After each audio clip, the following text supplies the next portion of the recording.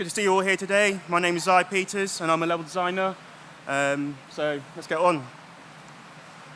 Okay, so there's a few things I want to outline here today, just to try and help you understand the role of level design. So one of the important things, I think, is that it's, just to try and unveil the curtain and just give you a bit more insight into the role of a level designer and the responsibilities that we have. So I want to also provide some insight into the level design process, how we get from an idea to fully, functionally complete level, and just kind of present the qualities that make a good level, so you know what you're kind of aiming for and what you're trying to do. And then also just trying to offer some suggestions to help you on your way to becoming a level designer. So just the obligatory introduction, just tell you a bit about myself and about where I work, Sumo Digital. So, as I said before, my name is Zai Peters. I'm a level designer. I've been in the industry for about 11 years now.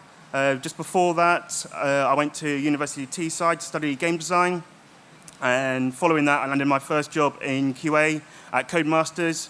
Worked on a few games there, including Dirt 2. After that, I worked for a short while at Freestyle Games on DJ Hero 2 in the QA role. And then I landed my first game design role at Frontier in Cambridge.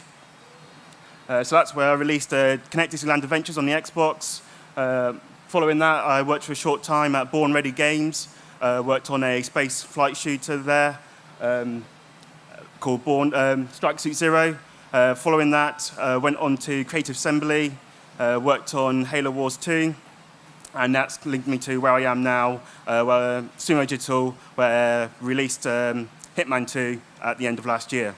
So I've been around a few places, so I've got kind of a good sort of perspective of the wider industry in the UK. It's a short video to tell you about Sumo and some of the games that we've made.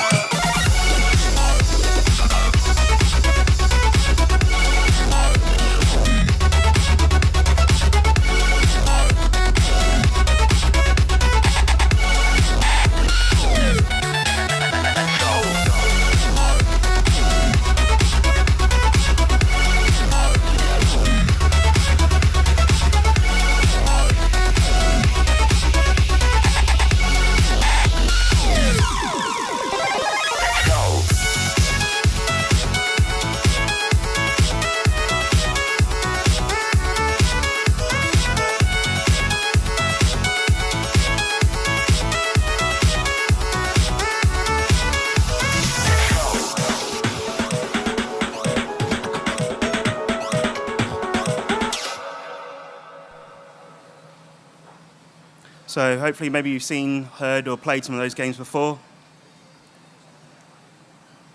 So yeah, Sumo was founded in 2003 by many former members of Infogrames Sheffield, which was formerly Gremlin Interactive. We've got a good reputation for handling IP from other publishers and treating them respectfully. So we've got quite a few studios now. We've been growing really quickly over the past few years. So Sheffield's the main headquarters, and we've got a few others. We've got Pune in India, and then a few others around the UK. I won't go through them all here. You can see them. But if you go onto the Sumo Digital website, go onto the careers section, you push the More tab, and it'll give you a breakdown of what those studios are all about. So these are some of the key titles we've released. As you can see, there have been games on lots of different platforms, lots of different genres. So we have quite a diverse range of what we do. So it always keeps us creatively charged when we're working on different types of games and things. So lots of different opportunities to try and create different types of interesting experiences. And also you can see as well, we've worked with a lot of different publishers with repeat business as well, from the reputation that we built up and being able to deliver good quality.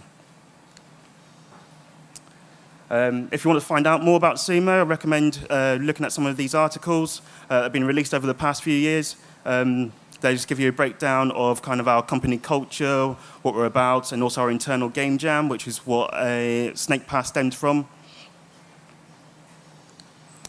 So let's get into it with level design then. So what I really want to do here is kind of just get into the roles, responsibilities of level design, so give you a good understanding of what it's all about.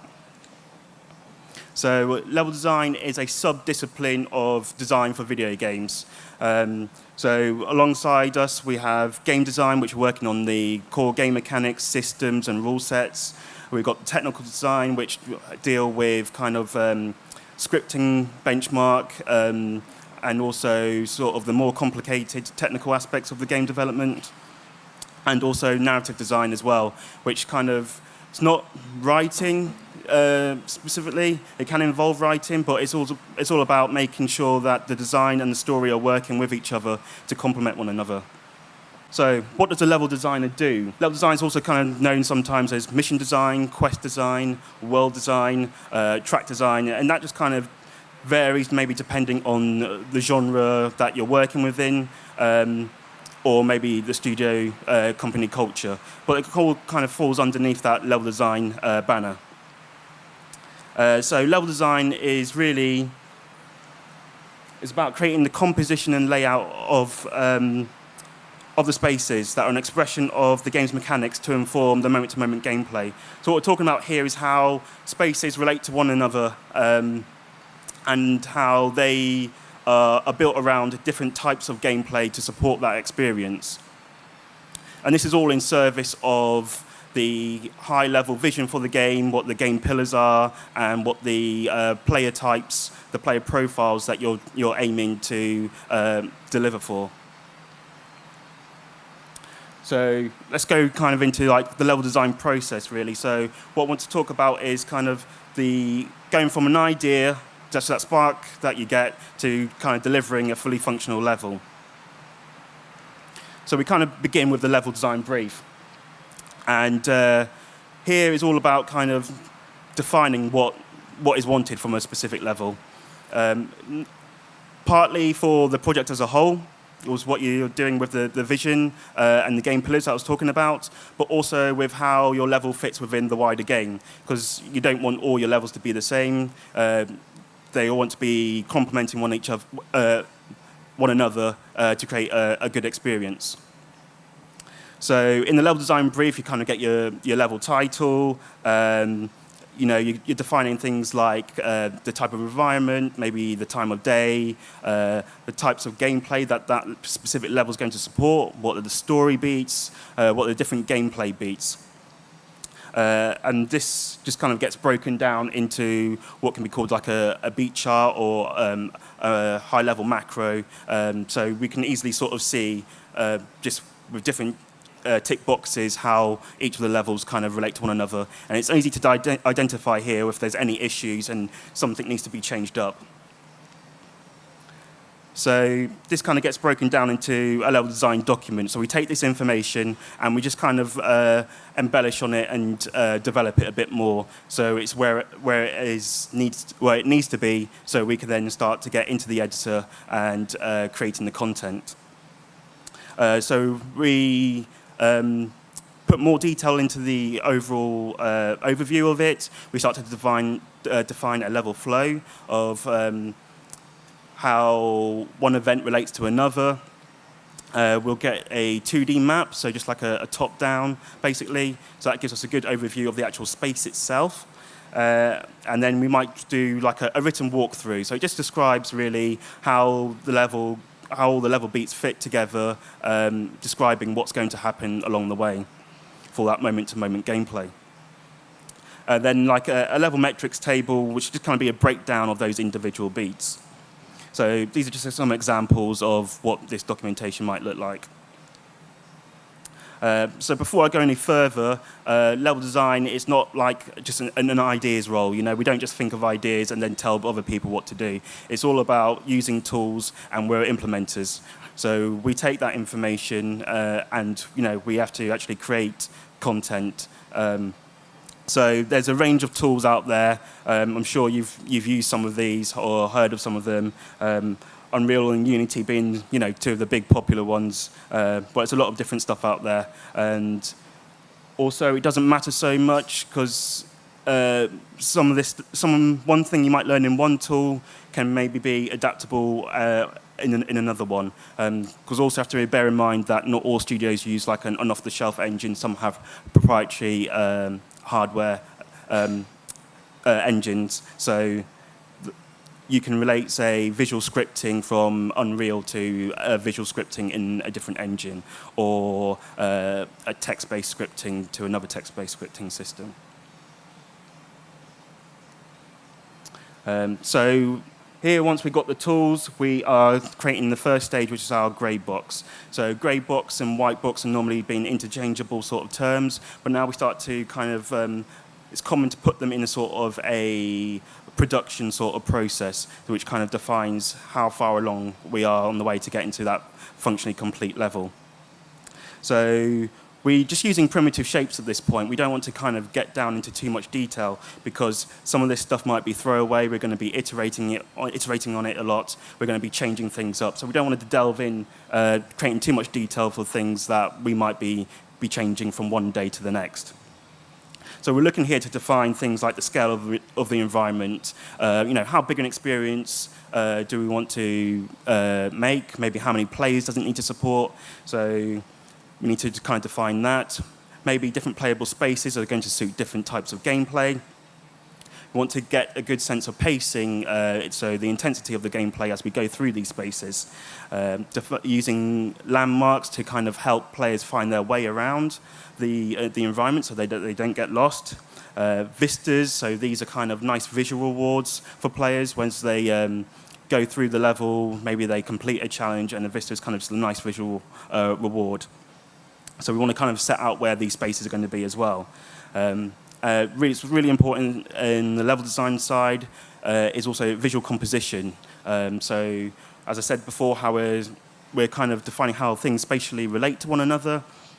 So this is going to start setting up what the visual composition of spaces are going to be. And we're going to also start to looking at sort of, keep in mind performance as well. With how we have spaces connected to one another, where we might be doing any sort of streaming and things like that. So what helps us in, what can be really helpful is reference, especially when you're building realistic spaces, but even if you're building fantasy spaces or sci-fi spaces, it's good to look back at real-world reference to give us a strong support and foundation to those spaces you're creating. So in this example here, we've got the level Sapienza in Hitman 2016. On the left side, we've got the in-game screenshot of Sapienza, and on the right, we got the reference that was used for this level. So this is Vernazza in Italy. It isn't an exact recreation of this space, but you can see a strong influence here, and changes are obviously made to support the gameplay that's been created here. Metrics. So it's important to keep metrics in mind because we want to sort of know like how big the character is for things like door frames, how high do we want ceilings to be in the walls, things like jump heights. Make sure that we're building correctly to these gameplay mechanics and systems that we're using to inform our spaces, and cover heights and things like that. So I was talking about scale here. Obviously, in a game like Fortnite, in a battle royale, you need a big map to support a lot of players. You might want to change your scale up. In a horror game, might mix things up. For something might be quite small and claustrophobic to create that emotion, invoke that emotion in the player.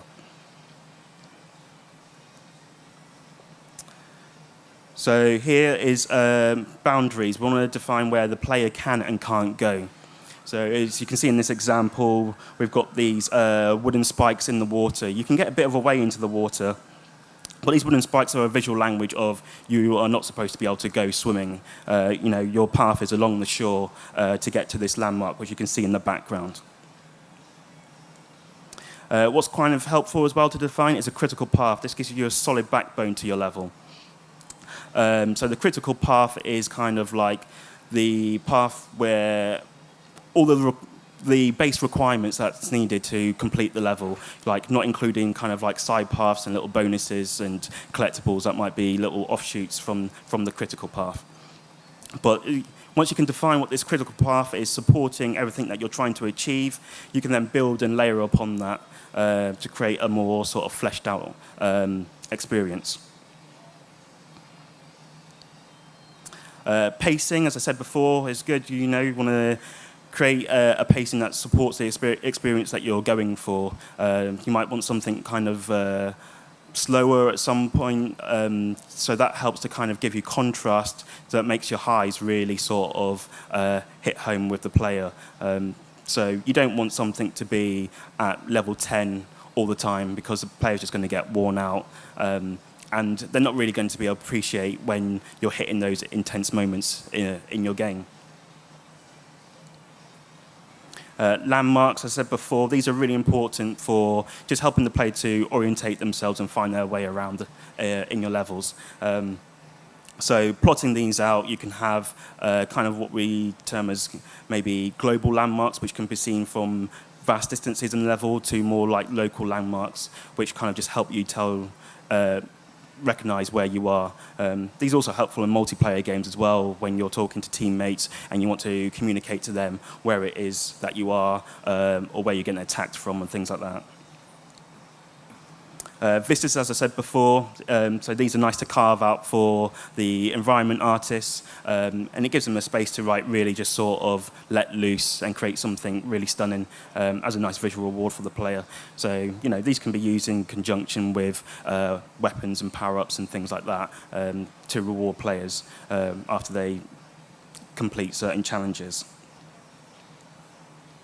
And as I said before, composition. So how we kind of set up spaces, pinch points, and how we arrange objects in the spaces. We want to create nice visual composition. We don't just want to create nice visual composition, we can have this very sort of integral to the gameplay. So in this example here, you can see that all these different towers here lined up, they create converging lines which lead the eye and lead the player to the destination that they're supposed to be going to. So this is all like a really nice, just sort of subtle touch.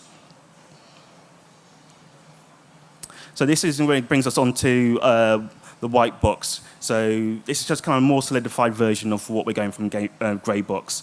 And it more closely resembles the final experience. So we might start to get meshes in from the artist here, which kind of more representable of the final thing. We want to start getting in all the gameplay elements here and the logic. So, placing kind of pickups, weapons, gadgets, and we're just going to start scripting at this point as well. And yeah, we want to get our story beats here and start placing in sort of robo voice to kind of represent that. So we can get sort of a really good feel of if the level's on track here.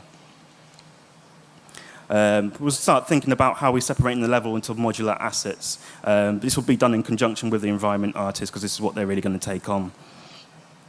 So this kind of just makes sure that we're doing things where we're using kit pieces, and if they're repeatable, it just really saves on performance. And also, though we talk about kind of grey box and white box, those names have come from having early stage of the level, which is just kind of, a white or grey single colour. But actually, at this stage, you want to kind of put in just some simple materials that just kind of make the level just visually far more readable to the eye. So you can see this example here. It just makes it readable that you can see the stairs, the pillars from the walls, and the ceiling and the floor. So that takes us on to being functionally complete. So we want to lock down all the level geometry here, and we want to be testing it and making just small iterations at this point. So just a quick summary. So these are just different things. So level design subdiscipline of design for video games. Designers are responsible for creating the layout of the gameplay spaces. We make paper designs, and we use that to then create actual level blockouts. And level designers are working with other team members from other disciplines to put these levels together. So environment artists, animators, audio designers. So we're taking all that content that's created from them, and we're kind of like the glue that kind of binds that all together, really. So we're thinking like, well, okay, I'm interested in level design, what do I do now? So it's helpful to play games, but when you're playing games, really look at them and analyze them to see what it is that they're doing that's making them play well. A few years back, I wrote an article on Gamasutra called The Art of War, Gears of War, Knock Knock. So that level was kind of pulled out for having really good combat design. So I kind of looked at that, recorded the gameplay footage, looked at strategy guides, looked at interviews from the developers, and really just kind of pulled out those little sort of golden nuggets that kind of really helped to communicate what it was that made that level so special. And then can then use that information and then put that into your own work. It's important to, there's a lot of different learning resources. So articles and videos, Game Maker's Toolkit's been mentioned a couple of times today, it seems. GDC Vault is an excellent sort of resource. Lots of videos there from developers from around the world. Gamasutra, as I mentioned before. World of Level Design and leveldesign.org are also great resources.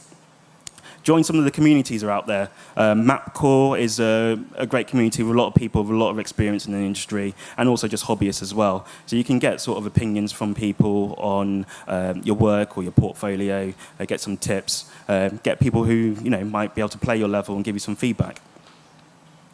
I don't know if any of you have heard of Blocktober. Follow that hashtag on Twitter. They get a lot of, that's gathering sort of blockouts from lots of different developers on actual professional projects. So that's really helpful to see what their levels look like. And also, for younger members, it's helpful to maybe join up code clubs and creating games. Check out at your schools and your local libraries to see what sort of initiatives are there. There are lots of books, so search on Amazon, have a look there. And also can seek a formal education at university. So there's a lot of different game design courses across the country. So what's important is to, most importantly, create content for your portfolio. There's user-generated content, so some games are released with tools that you can then start using to create content and share with other players of that game. What's quite good about bringing this one up, actually, is Little Big Planet. So typically, we've been the developers of Little Big Planet 3, and we've hired people from the Little Big Planet community to actually come and actually work at Sumo for the levels that they created being recognized. Mods start to get to a bit more sort of tools that are representative of what you use professionally in the industry. So they're also a good place to go, especially for like level design if you don't want to be concentrating too much on creating mechanics and systems and everything, and you just want to get right down to level design and create what you want to be all about. Again, personal projects, Unreal Engine, Unity, and countless other different engines out there. If you've got something that can't be done in the previous two suggestions, you can start to create something here from scratch. Maybe join up with some other people in a team with different skill sets so that it can complement your own. But this is really good because this is going to be more representative of the tools that you'll be using in the industry. And there's game jams. Check out for game jams.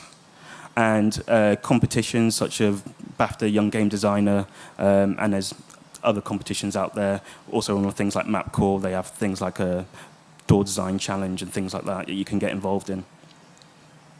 So after that, network. It's really important to network. Lots of events across the country. You're here today is a really good start. You can get to talk to developers, ask them questions, build up a bit of a rapport with them, find out useful information. And online, LinkedIn and Twitter are really good places to go to try and just build up that relationship with people.